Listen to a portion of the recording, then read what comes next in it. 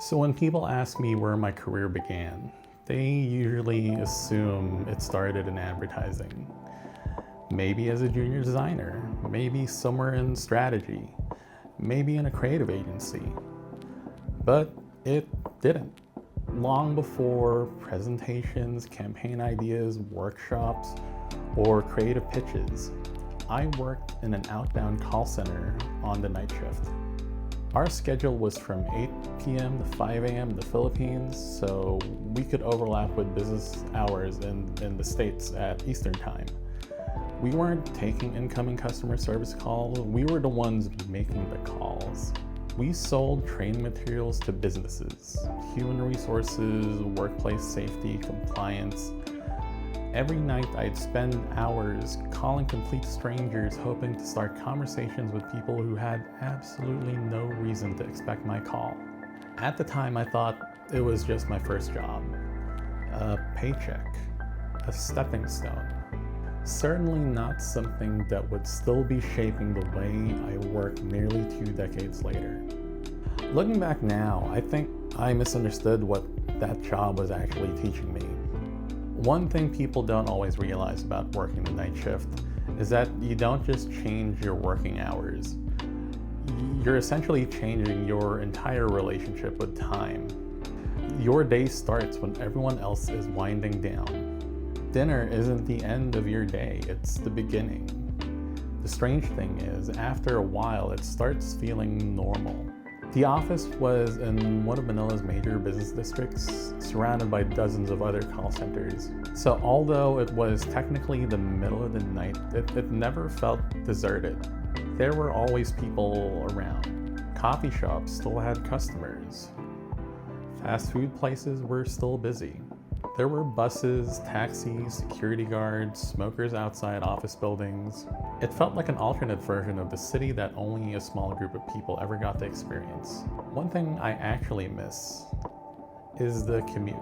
Everyone else was driving into the city while I was driving out. When people were stuck in rush hour traffic, I had completely open roads.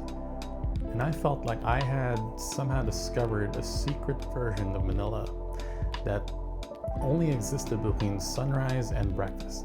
Social life took a bit more creativity. Dinner with friends was still possible. You just had to leave earlier than everyone else. If there was a concert I really wanted to see, I'd file for a half day instead of taking the whole night off. Even the holidays felt different.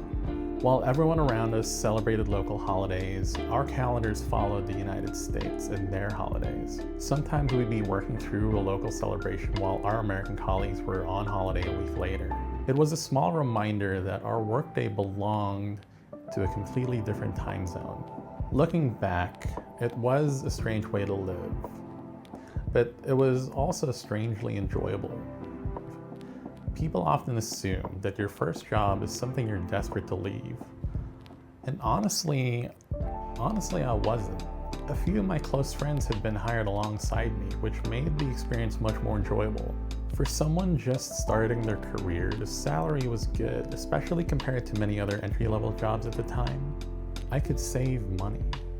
I could buy equipment. I could help my family. And eventually save enough to make decisions that would completely change my career. That included moving to another country entirely. At the time, I thought the value of the job was financial. Now, I think the salary was just one part of it. The real investment wasn't the money. It was the way that job completely changed how I communicated, how I worked, and eventually how I led people.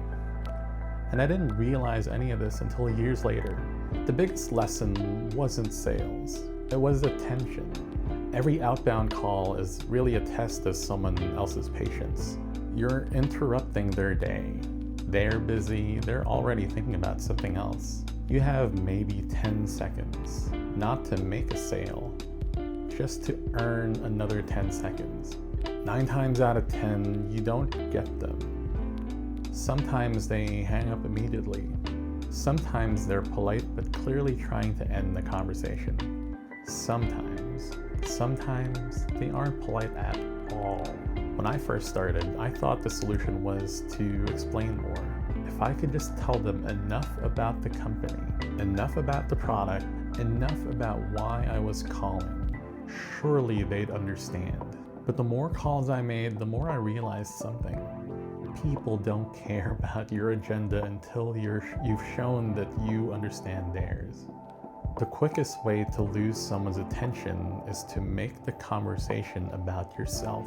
But the quickest way to earn it is to show that you understand what matters to them. Years later, I realized that almost every part of my career works exactly the same way. Be it client presentations, creative pitches, emails, workshops, even with what I'm doing with YouTube now. This video, in a way, is another cold call. Nobody asked me to appear on their homepage today. Nobody owes me 10 minutes of their attention. Just like the people I used to call, viewers can leave whenever they want. Which means communication isn't about saying everything you want to say. It's about giving someone a reason to stay. That lesson has shaped almost everything I've made since. The second lesson was listening.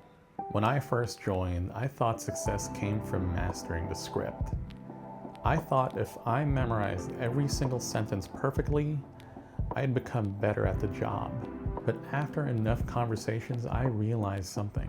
The script wasn't actually the important part. The conversation was.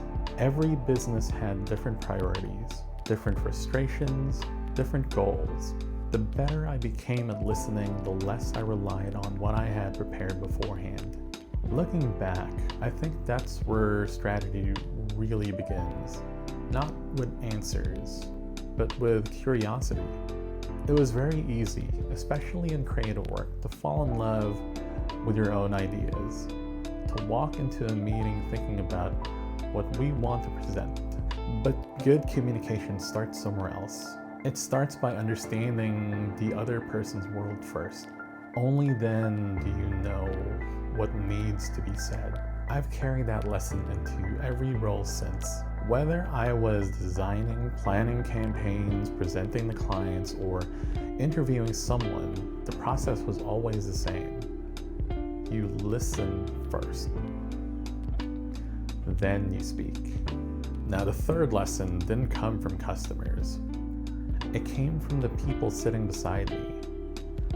One thing about working nights is that everyone is making sacrifices you don't immediately see. People are raising families while living opposite schedules from the rest of the world.